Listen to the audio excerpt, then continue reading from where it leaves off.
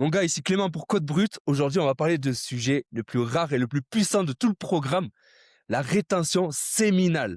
Pas le nofap de compteur à 90 jours ou 180 jours ou pas la red pill frustrée où on voit plus de nana des réseaux et de tous ces trucs-là.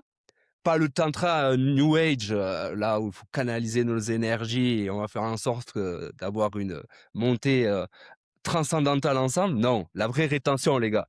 Celle que les stoïciens, les taoïstes, les guerriers, les génies, les plus grands champions de l'histoire ont pratiqué, ok? Celle que l'Occident moderne t'a fait complètement oublier. C'est vraiment ça le sujet, la rétention séminale, ce que l'Occident t'a fait oublier. Donc, dans la vidéo précédente, on avait posé les babs, on a cadré le terrain, on a dit zéro porno, zéro branlette, point final, la dopamine, la confiance en soi. Et on a dit que le module 3, on irait beaucoup plus en profondeur. C'est maintenant. Ok? Si tu viens d'arriver sur cette vidéo, pense à t'abonner à cette chaîne, à liker cette vidéo. Ça remplit ton feed YouTube avec du contenu sur lequel tu veux vraiment évoluer. Et ce genre de contenu, personne ne te le donne en francophonie, bordel de merde. Personne. Ok, commençons. Le vide culturel. Commençons par un constat, les gars. Tu vis dans une civilisation qui t'a coupé de ton énergie vitale. Tu vis dans un monde où un gamin de 12 ans a accès au porno en 2 clics. Où la masturbation est présentée comme normale et saine par la médecine moderne. Où un homme qui dit qu'il ne se branle pas est regardé comme un fou ou un fanatique religieux, genre. Voilà le monde dans lequel on vit, les gars. Et pourtant, pendant 5000 ans, au minimum, 5000 ans, les civilisations les plus avancées de la planète ont enseigné exactement l'inverse. Les taoïstes chinois, les stoïciens romains, les yogis indiens, les moines bouddhistes, les guerriers spartiates, les athlètes olympiques grecs, les moines Shaolin, les pères de l'église chrétienne, etc., etc., etc. Tous, sans exception, ont enseigné que la conservation de l'énergie masculine est la base de la puissance, de la clarté et de la présence, de la longévité. C'est pas un mode par défaut, hein.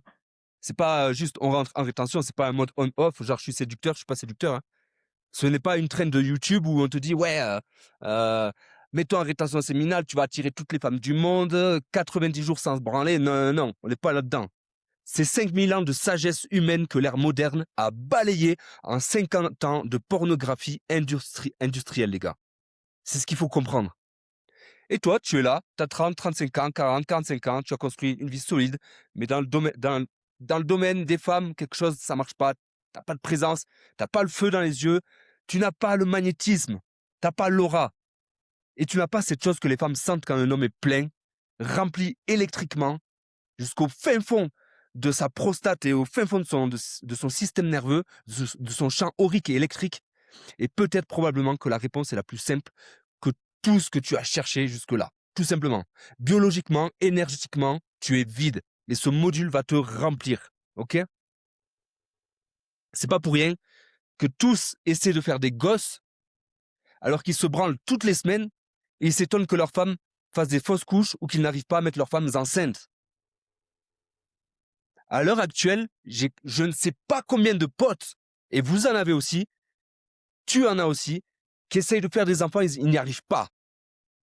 Comment tu pourrais faire un enfant alors que tu te branles tous les jours et que ton sperme, il n'est même pas à maturation, que littéralement ton spermatozoïde n'est pas arrivé à l'âge adulte? Si une graine, tu la mets dans la nature, tu dois lui laisser le temps de germer, non? Ça paraît logique. Ok? Donc, il y a 4 voies sur le marché, logiquement, que vous avez dû voir, que tu as dû voir. On l'a vu dans la vidéo précédente, mais là, je remets les points sur les i et les barres sur les t. Exactement pour comprendre là où on en est, nous. Voie 1, le nofap. Compte à rebours, on réinitialise le compteur. J'ai tenu 90 jours sans me branler. Magnifique, t'es un dieu. Super, t'es une machine, mec. Non, le nofap, c'est fini. Plus jamais tu te branles, ok? Il y a le diable qui est derrière ça. On ne compte pas les jours. On change d'identité. Point final. Voie 2, la red pill frustrée. Retiens ton sperme parce que les femmes sont tes ennemis. Ils confondent la rétention et la frustration. Oui, la voie 2 est nécessaire pendant 3, 4, 5, 6, 7 mois. Le temps de revenir à un niveau basal, ok? Quand tu as éjaculé pendant 20 ans, bien sûr qu'à un moment donné, il faut stopper tout ça, revenir en mode moine Shaolin et un peu recharger ton système nerveux, c'est normal. Mais après, ne reste pas déconnecté des femmes. On est une polarité homme-femme, bon, mauvais, chaud, froid, grand, petit, jour, nuit. Si tu restes tout seul dans ton coin, tu vas finir comme un moine bouddhiste, sans famille, sans relation et sans personne autour de lui. Est-ce que c'est ce que tu veux? Je te pose la question. Voie numéro 3, le tantra New Age. Canalise ton énergie sacrée, va à Bali, fais remonter ta kundalini. Ouais, super. Du vocabulaire sans rigueur physiologique, ils ne comprennent même pas ce qui se passe réellement, ok? Voie numéro 4, la nôtre, code brut. La rigueur scientifique, l'application méthodique, la profondeur philosophique et l'intégration à la vie sexuelle réelle. Tu vas pouvoir coucher avec des femmes pendant des heures sans éjaculer. Tu vas pouvoir augmenter ta valeur sur le marché de la séduction et des relations. Pourquoi? Parce que tu vas sélectionner avec une précision le genre de femme avec qui tu vas vouloir avoir des relations. Parce que bien sûr, plus tu vas mettre de conscience là-dessus, moins tu auras envie de relations débridées. Ça paraît logique. Donc ce qu'on fait chez Code Brut, personne ne le fait en francophonie. Enseigner la rétention séminale comme un outil de construction identitaire masculine intégrée à une vie sexuelle active et épanouie, avec des bases à la fois stoïciennes, taoïstes et scientifiques. Le notaire de 38 ans qui tape rétention séminale sur YouTube en français ne trouve que du nofap, adolescent, du red pill frustré ou du tantra New Age. Nous, on est la seule option sérieuse pour un homme mature. Ok? Les traditions anciennes, 5000 ans de sagesse, les gars. Le taoïsme, la plus ancienne science de l'énergie sexuelle. Le taoïsme, c'est la tradition la plus ancienne et la plus complète sur le sujet. On parle de pratiques qui remontent à 8000 ans, selon les taoïstes, selon les maîtres. Les textes formalisés datent de la dynastie Han, 200 ans avant Jésus-Christ. Le Qi Yin Yang, un des plus anciens textes connus, date d'environ 168 ans avant Jésus-Christ. Lao Tzu, le fondateur du taoïsme, enseignait déjà la préservation du Jing, l'essence vitale, comme fondement de toute longévité, de toute puissance intérieure. Les taoïstes ont identifié 3 trésors dans le corps humain. Le Jing, c'est l'essence vitale, elle réside dans ton énergie sexuelle, c'est ton carburant brut, la racine de ta santé, de ta clarté, de ta longévité. Littéralement, ton sperme et tes spermatozoïdes, quand tu éjacules, tu perds ton Jing, ton énergie vitale, l'essence vitale. Quand tu le conserves, il s'accumule le Jing. Le Qi, c'est l'énergie vitale, elle circule dans tout ton corps. C'est le mouvement, la force, l'action. Le Qi, donc le Qi, je crois que ça se dit, c'est ce qui te fait bouger, c'est ce qui te fait agir, c'est ce qui te donne cette présence physique que les gens sentent quand tu entres dans une pièce. Et le Tien, dans l'esprit, la conscience, la clarté, la lumière intérieure, c'est ce que les femmes voient dans tes yeux quand tu es plein. Et la rétention séminale, ça te fait monter cette énergie qui est du Jing à la base dans le Qi ou dans le Qi et dans le Tien. Ok, donc tu passes de l'état liquide à l'état vaporeux, puis à l'état supraconscient, ou je ne sais pas comment on dit. C'est comme l'eau. L'eau a plusieurs états, glace, liquide, vaporeuse. Ok, c'est exactement la même chose. Et le processus de transmutation taoïste, c'est ça, Jing, Qi, Tien. Tu convertis l'essence brute en énergie, puis l'énergie en esprit. C'est le chemin alchimique. C'est pas de la poésie, c'est de la mécanique énergétique que les Chinois ont observé et documenté pendant des millénaires. Ok? Le Sunuting, je sais pas comment ça se dit, le classique de la fille simple. Ok? C'est un texte ancien chinois sur les pratiques sexuelles. Il est prescrit le réservatus, je sais même pas ce que ça veut dire, les relations sexuelles sans éjaculation. Voilà, les relations sexuelles sans éjaculation. Il décrit comment les hommes peuvent avoir des orgasmes multiples sans éjaculer. Donc, dans le Sunuding, le classique de la fille moderne, donc c'est un texte ancien chinois sur les pratiques sexuelles, il est écrit que les relations sexuelles sans éjaculation sont extrêmement importantes. Il décrit comment les hommes peuvent avoir des orgasmes multiples. Pendant 4 heures, tu peux coucher avec une femme, avoir 4, 5, 6 orgasmes sans éjaculer. Et tu as bien entendu, les taoïstes avaient compris ça il y a plus de 2000 ans. Et il y a encore un concept plus puissant, c'est le Kanyin Pu Nyang. C'est l'idée que l'union sexuelle entre un homme et une femme peut créer un nouveau Jing, une nouvelle essence, de la nouvelle essence vitale, à condition que l'homme ne perde pas son énergie en éjaculant. L'acte sexuel devient un acte de création, pas de dépendance. Ok, on ne fait pas le sexe parce qu'on en a envie comme des animaux, parce qu'on a envie de se vider. On fait du sexe parce que c'est un acte de création. à la fois mentale, émotionnelle, spirituelle. On accède sur des nouveaux plans et champs de conscience. C'est la création d'un nouveau Jing. OK? Et elle prend le yang pour nourrir le yin. Elle prend la partie homme pour nourrir la partie femelle. Les deux se rechargent, personne ne perd, tout le monde gagne. C'est ça la troisième voie. C'est une pile électrique, c'est une pile électrique qui en recharge une autre. Et cette autre recharge l'autre. Et au milieu, ça crée un tor, un champ unifié. OK? Mantak Chia est un maître taoïste né en 1944.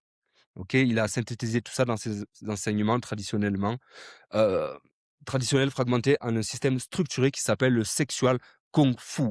Il a fondé l'Universal Healing Tao en 1974. Il enseigne comment séparer l'orgasme de l'éjaculation. Il enseigne l'orbite microsmique, la circulation consciente de l'énergie le long de la colonne. Exactement. Et c'est comme ça qu'on transforme le Jing en Qi et en Chen. Parce que ça remonte le long de la colonne vertébrale. Et Jolan Chang, dans son livre The Tao of Love and Sex en 1977, a été le premier à rendre cette pratique accessible en Occident. OK? Et donc, si tu es ici encore avec moi depuis le début et que tu es encore là, que tu écoutes ce que je dis, c'est que tu n'es pas un touriste. C'est que quelque chose en toi, c'est que ce sujet est très sérieux. Et je peux te le dire, ce que je vais te révéler dans les prochaines minutes, tu le trouveras probablement nulle part ailleurs. En francophonie, personne ne structure ça comme je le fais. Quand tu seras prêt à passer à l'action, tu sauras exactement comment faire et où me trouver. Le stoïcisme, Marc Aurèle, Épictète, Sénèque. On connaît tous ces références, les gars. À un moment donné, on les connaît, ces références. OK? Les stoïciens ne parlaient pas de rétention séminale, ils parlaient de tempérance. Et la tempérance, c'est l'une des 4 vertus cardinales stoïciennes, avec la sagesse, le courage et la justice. Pour les stoïciens, c'est même la plus fondamentale des vertus. Musonius Rufus, le maître d'Épictète, qui a lui-même été l'influence majeure de Marc Aurèle, donc on est sur la lignée directe des plus grands stoïciens, pour être clair, a écrit dans sa 12e leçon, qui porte spécifiquement sur l'indulgence sexuelle. Pas la moindre partie significative de la vie de luxe et d'auto-indulgence réside dans l'excès sexuel. Je répète, pas la moindre partie significative de la vie de luxe et d'auto-indulgence réside dans l'excès sexuel. Sénèque est le plus strict de tous sur le sujet. Pour lui, Sénèque, le sexe était un lieu particulièrement vulnérable à la corruption passionnelle. OK? Et c'est ce qu'on voit aujourd'hui, littéralement, la débauche sexuelle. Donc, corrompu, on prend ça pour du passionnel, mais c'est juste de la corruption. Il va plus loin que les fondateurs du stoïcisme, Sénèque. Zénon et Chrysippe, je sais pas comment ça se dit, qui étaient plus libertins. OK? Zénon et Chrysippe, ils étaient beaucoup plus libertins. Sénèque considère que l'homme qui se laisse dominer par ses pulsions sexuelles est un esclave. Un esclave de la passion. Et un esclave ne peut pas être un homme libre. Ça va de soi. Ça va de soi. Épictète disait: ne sois pas esclave de tes passions, y compris de tes désirs sexuels, modère-les par la raison et par la vertu. Marc Aurèle, en fait, c'est simple. Pose-toi une question. Dans ta vie, si tu peux pas, tu dois être capable de couper une chose de ta vie pendant 2 semaines. Exemple, le café, le chocolat, les sucreries, la pâtisserie, etc., etc., etc. Du sexe, etc. Si tu ne peux pas y couper pendant 2 semaines, c'est que tu es esclave de cette passion, de ce besoin, de ce désir. Et personne ne peut être au règne de sa vie et contrôler sa vie s'il est esclave de lui-même. Ce n'est pas possible. Marc Aurèle, dans ses méditations, parle de la forteresse intérieure, le contrôle de soi face aux stimulations externes. Ne pas réagir aux impulsions, rester maître de soi, c'est exactement ce qu'on fait en rétention. Chaque pulsion que tu ne suis pas, que tu ne que tu ne fuis pas chaque tension, chaque pulsion que tu ne subis pas, chaque tension qui ne devient pas maître de toi, qui ne te contrôle pas, renforce ta forteresse intérieure. Et le principe stoïcien clé, c'est ça. La sexualité n'est pas à supprimer, elle est à gérer, comme tout dans la vie. Elle doit rester dans une perception rationnelle par rapport à des priorités plus importantes. Ce n'est pas l'abstinence pour l'abstinence, c'est la maîtrise au service de la mission. Ça, c'est code brut, mec. Ok?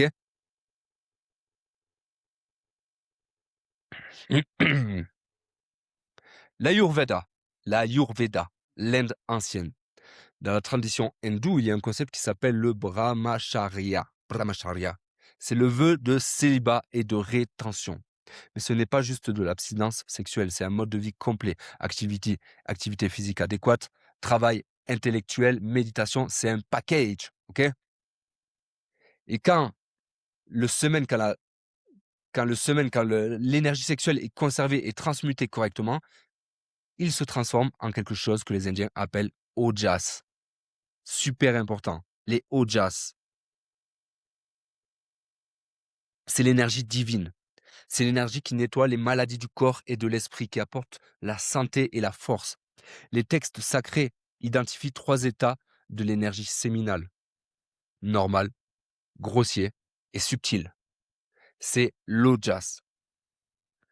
Dhanvantari, le fondateur de l'Ayurveda, la plus ancienne médecine du monde, quand ses étudiants lui ont demandé l'essence de toute la science médicale, quand ses étudiants lui ont demandé l'essence de toute la science médicale, c'est quoi cette science?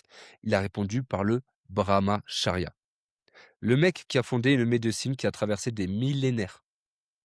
Quand on lui demande c'est quoi le truc le plus important, il répond la rétention séminale.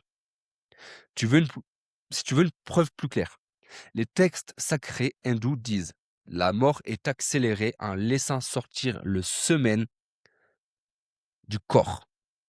La vie est sauvée et prolongée en le préservant le semen. Sivananda a écrit en 1934 The Practice of Brahmacharya, qui est considéré comme la Bible de la rétention séminale. Il dit « Par la pratique du Brahmacharya, la longévité, la gloire, la force, la vigueur, la connaissance, la richesse, la renommée immortelle, les vertus et la dévolution à la vérité augmentent. » Et la dévotion à la vérité augmente. Et vive Kanenda, celui dont Tesla suivait les conférences. Tesla, vous voyez, tout est lié. Enseignait que l'énergie séminale, le sémen, monte au cerveau quand elle n'est pas dépensée à droite à gauche, quand elle n'est pas dépensée, quand elle ne fuit pas, produisant une puissance intellectuelle gigantesque. Passons au bouddhisme. La tradition. Le célibat est l'une des règles fondamentales de la vie monastique bouddhiste. Et ce n'est pas présenté comme une répression, c'est présenté comme un chemin vers des états spirituels supérieurs. C'est clairement 2 chemins de vie différents. Bouddha lui-même a quitté sa vie conjugale, il a quitté sa femme et son fils pour sa quête. Ce n'est pas qu'il ne les aimait pas, c'est qu'il avait une mission qui nécessitait toute son énergie. C'est un choix. Ok ? À toi de voir si tu veux rester nonne et moine toute ta vie, ou au contraire, tu veux fonder une famille avec des enfants et une femme. Ok?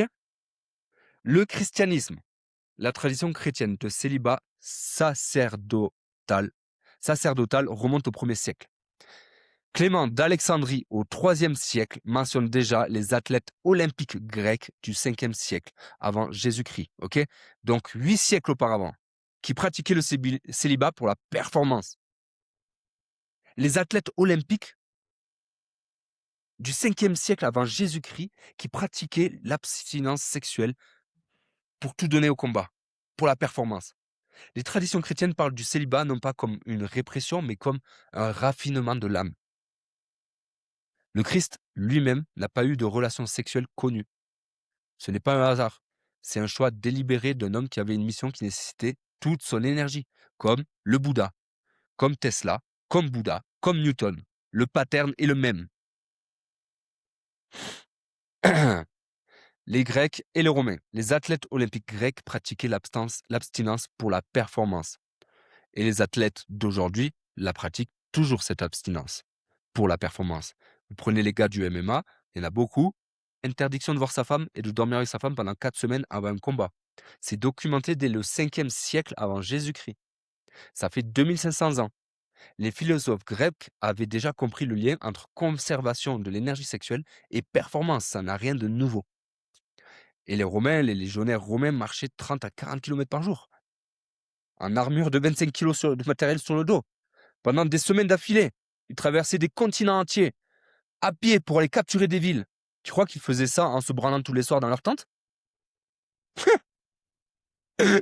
Tu crois qu'ils faisaient 1000 km sur 15 jours ou 30 jours avec une armure de 25 kilos et en se branlant dans leur tente tous les soirs? Non mais pas du tout. La discipline sexuelle faisait partie de la discipline militaire. Les légions romaines est la machine de guerre la plus efficace que l'humanité ait jamais produite. Et la tempérance sexuelle en faisait partie. Les Spartiates, c'est encore plus radical. L'entraînement spartiate commençait à 7 ans. La maîtrise totale du corps et des désirs. Les Spartiates ne vivaient pas, même pas avec leurs femmes, ils vivaient pas avec leurs femmes avant 30 ans. Ils les voyaient uniquement pour procréer. 300 Spartiates ont tenu face à 300 000 Perses. Au thermopyle.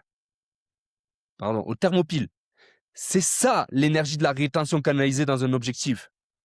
Les moines Shaolin, même histoire, règle stricte, célibat, pas de viande, pas d'alcool. La tradition ancienne considérait le célibat comme une source de pouvoir martial, pas une privation. Les moines anciens étaient véritablement dévoués au célibat. Ce n'est pas un hasard si les arts martiaux les plus puissants de l'histoire viennent des traditions monastiques qui pratiquaient la rétention. Maintenant, revenons un peu à notre âge, à notre ère. On a vu que les traditions, maintenant voyons les individus, les hommes concrets, les preuves vivantes. Ok? Si tu viens de tomber sur cette vidéo, pense à liker cette vidéo si tout ça, ça résonne en toi. Et pense à t'abonner, c'est ce genre de contenu, tu ne trouveras nulle part ailleurs. En francophonie, je te le répète, personne ne fait ce travail de compilation et de structuration. Moi, je le fais parce que c'est ma mission de transmettre ça aux hommes.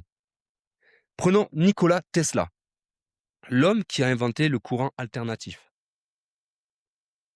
La radio, la télécommande, la communication sans fil, la robotique. L'homme qui a littéralement allumé le monde. Célibataire toute sa vie. Plus de 60 ans de rétention séminale. Plus de 60 ans de rétention séminale.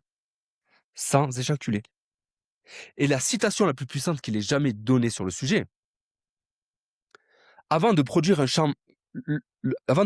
champ magnétique rotatif, j'ai concentré tous mes pouvoirs sur mon expérience. La tension aurait tué 100 bœufs. Je n'aurais certainement pas survécu si j'avais permis à mes énergies d'être détournées vers les canaux du sexe. Je répète, avant de produire le champ magnétique rotatif, j'ai concentré tous mes pouvoirs sur mon expérience. Les tensions auraient tué des bœufs, 100 bœufs. Je n'aurais certainement pas survécu si j'avais permis à mes énergies d'être détournées vers les canaux du sexe. Est-ce que tu entends ça? La tension aurait tué 100 bœufs. C'est le niveau de concentration de puissance d'énergie dont il avait besoin.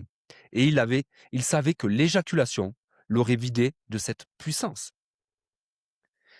Et sa citation complète sur le mariage est plus nuancée qu'on ne croit. En 1896, dans un article de The Electrical Journal intitulé Tesla opposite to marriage, il dit « Pour un artiste, oui. Pour un musicien, oui. Pour un écrivain, oui. Mais pour un inventeur, non. Les 3 premiers doivent tirer leur inspiration de l'influence d'une femme et être guidés par leur amour vers un accomplissement plus fin.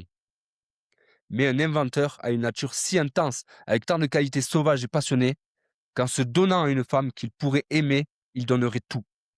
Et prendrait donc tout à son domaine d'élection. Je ne crois pas que vous puissiez nommer beaucoup de grandes inventions faites par des hommes mariés. Attention au retournement ici, Tesla ne dit pas que les femmes sont mauvaises, OK? Pas du tout. Il dit que les artistes, les musiciens, les écrivains ont besoin de l'énergie féminine. Ce n'est pas anti-femme, c'est une question de dosage et de timing. Et c'est exactement ce qu'on enseigne chez Code Brut. Intégrer la femme dans ta vie, pas la fuir, mais d'abord remplis-toi. Tesla n'était pas un moine triste. Il faisait 1,88 m, il était décrit comme dashing, donc séduisant, un homme très élégant, très séduisant, très fin au niveau de la psychologie, populaire énormément avec les femmes. Plusieurs femmes célèbres étaient attirées par lui, comme l'actrice Sarah Bernhardt. Son ami Kenneth Sweetzey l'a décrit comme un célibataire absolu, dont le seul mariage a été avec son travail et avec le monde.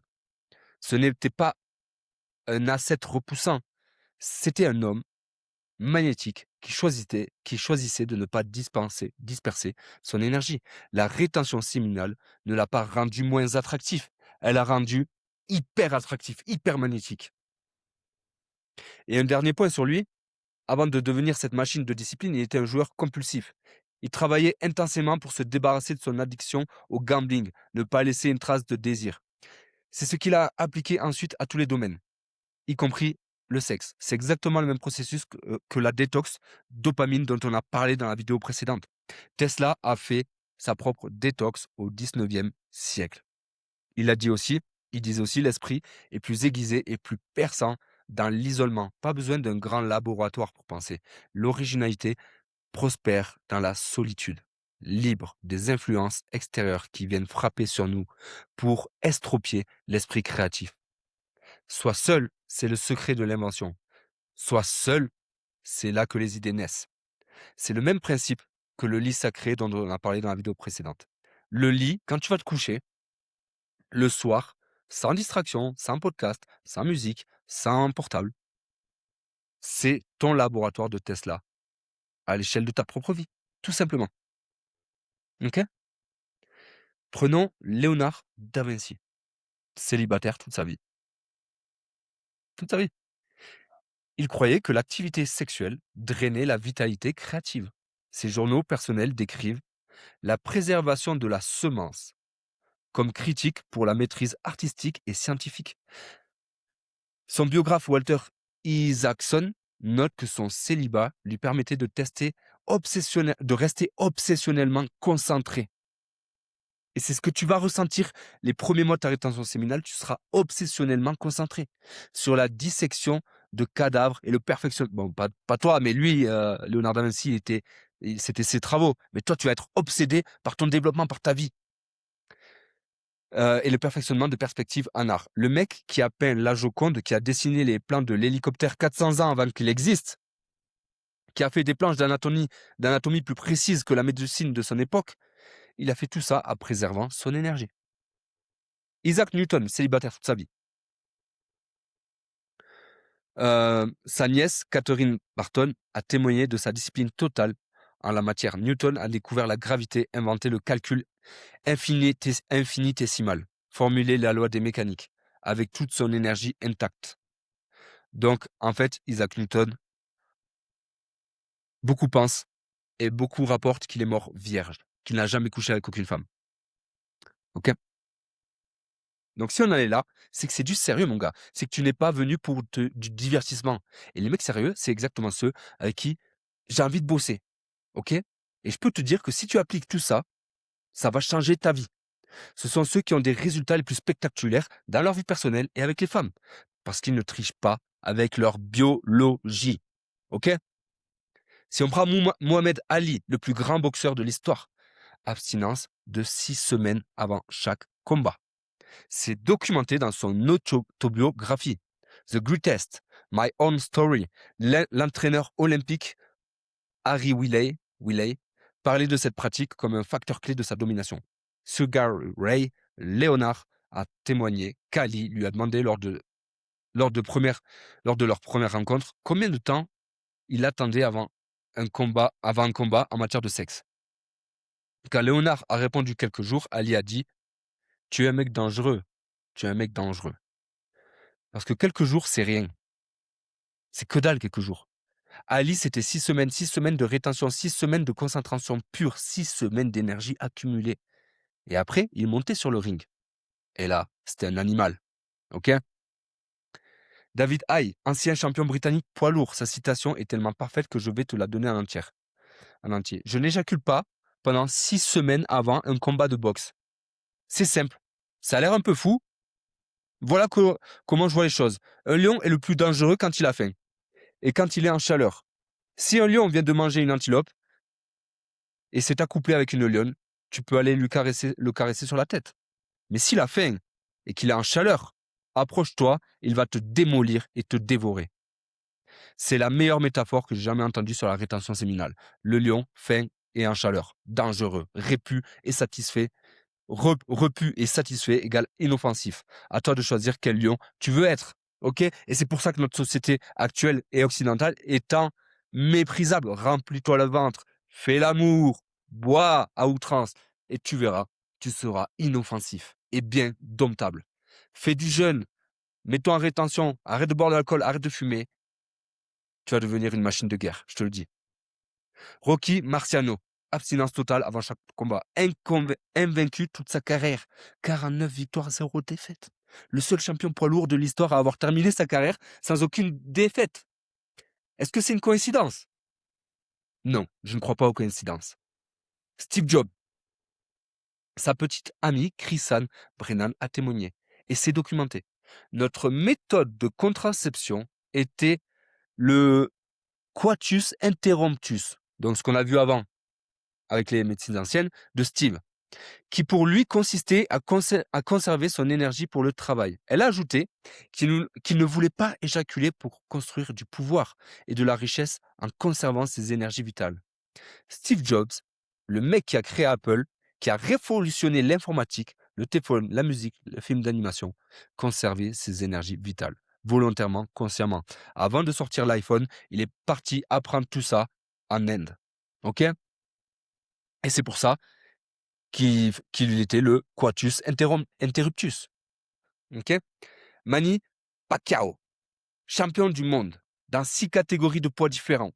Abstinence stricte en camp d'entraînement. Son entraîneur Freddy Roach confirme.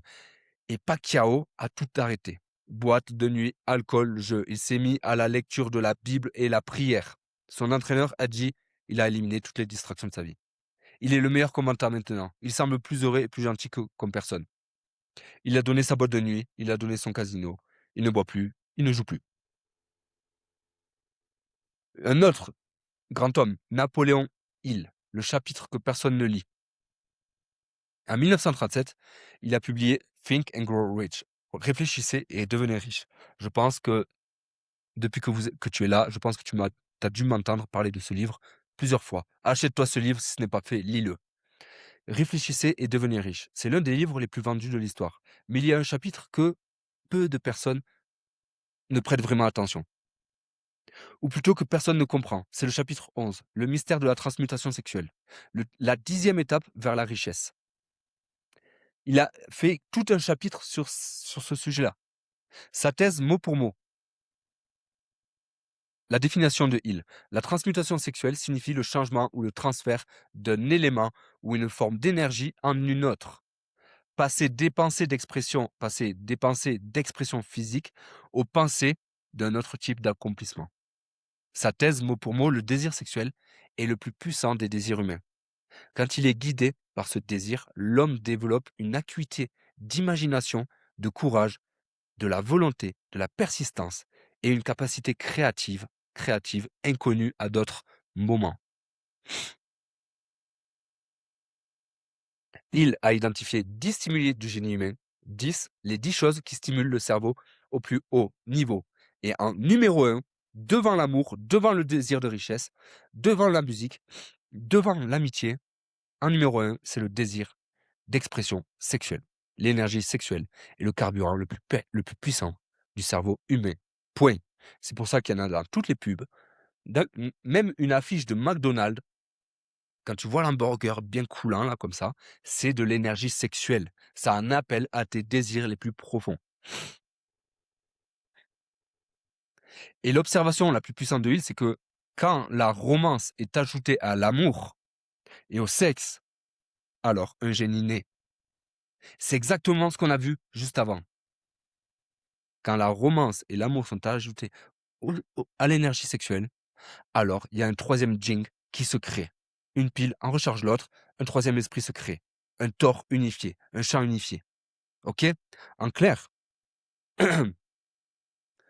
c'est parce que la barrière entre l'esprit humain et l'intelligence infinie de l'univers, de Dieu, de la création, est retirée.